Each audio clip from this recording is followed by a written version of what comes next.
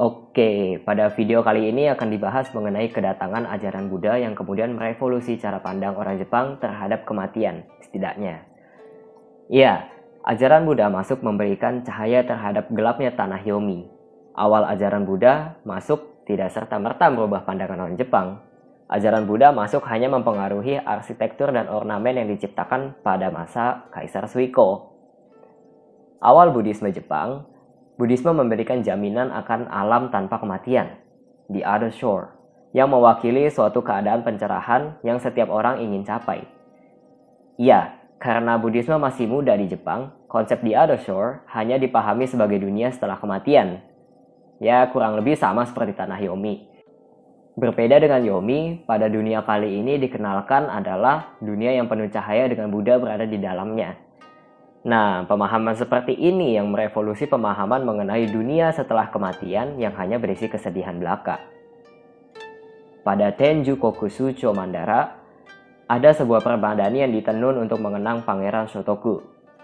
Tenjoku Mandara ini dianggap sebagai lambang pemikirannya Shotoku mengenai alam yang terpisah dari arus waktu, yang merujuk pada alam yang dikenalkan pada Buddhisme awal. Oke, itulah Buddhisme awal.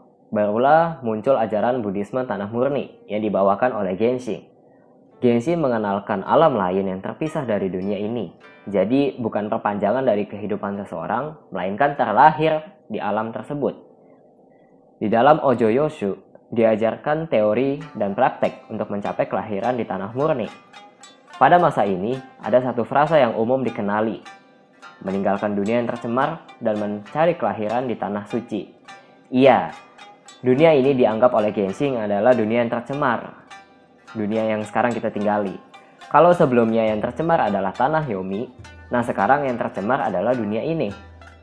Perbedaan lainnya, Genshin menjelaskan bukan hanya kebahagiaan tanah murni saja. Genshin juga menjelaskan gambaran neraka atau Jigoku yang merupakan alam tanpa penderitaan yang berkesudahan. Kalau tanah Yomi kita mutlak setelah meninggal akan masuk ke sana. Kalau pada ajaran Genshin, kita bisa terlahir di tanah murni atau di neraka. Kalau kita percaya kepada Buddha, yang ditunjukkan melalui Nembutsu dan menerima Buddha pada saat kematian, niscaya kalian bisa memasuki tanah murni tersebut. Seperti itulah kurang lebih. Kemudian kita masuk ke periode Heian. Singkat cerita, pemahaman akan praktek tanah murni mulai populer. Contohnya pada tokoh Fujiwara Michinaga. Ketika ia berada di ambang kematian, ia mengabari Genshin untuk membuat salinan Ojo Yoshu.